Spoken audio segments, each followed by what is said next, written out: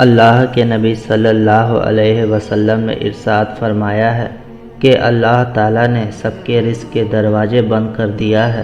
انسان کی کوشش کرنا اور کمائی کرنا ان تالوں کی کنجی ہے، چابی کے بغیر تالا نہیں کھلتا۔ جو اپنی گفتگو میں سچ بولتا ہے اس کی خوش اخلاقی میں اضافہ ہو جاتا ہے۔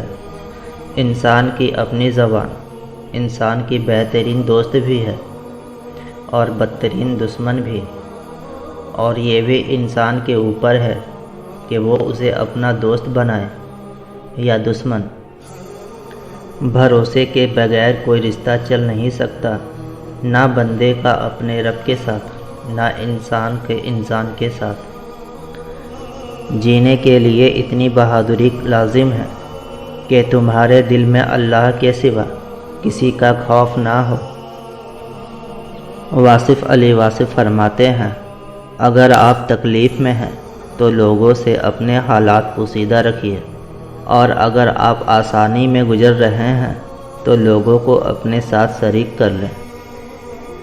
جن کے دل کی بات اس دنیا میں سننے سمجھنے والا کوئی نہیں ہوتا، ان کی سب کہی انکہی باتیں اس دل کا مالک سنتا ہے۔ بڑے غور سے، دھیان اور پورے خلوص کے ساتھ تیرا رب جس دل میں رہتا ہے اسے دنیا والوں سے بات کرنے کی ضرورت ہی نہیں رہتی۔ جب تم اللہ کی یاد سے غافل ہو تو سانس لینے کے باوجود بھی تم مر چکے ہو۔ واصف علی واصف فرماتے ہیں، زندگی اپنے روبرو ہونے کا نام ہے، اپنے کریم ہونے کا نام ہے، اپنے سے آشنا ہونے کا نام ہے۔ میں وہ زندگی ہوں، لیکن اس شرط کے ساتھ کہ میں تسلیم کروں کہ تو بھی زندگی ہے اور وہ بھی زندگی ہے۔ سب کا احترام ہی اپنا احترام ہے، سب کی زندگی ہی اپنی زندگی ہے۔ مولانا رومی فرماتے ہیں، اللہ تو مخفی اور ایک راز ہے، لیکن ہمارے راز تجھ سے چھپے ہوئے نہیں ہیں۔ اس لیے حدیث میں ہے کہ اللہ کی نعمتوں پر غور کرو، اللہ کی ذات پر غور نہ کیا کرو۔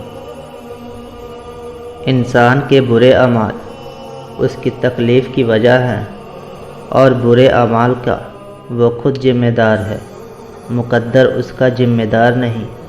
نہ کسی کو فائدہ یا نقصان دکھے اور نہ کھلا کو کھلا کا خیال۔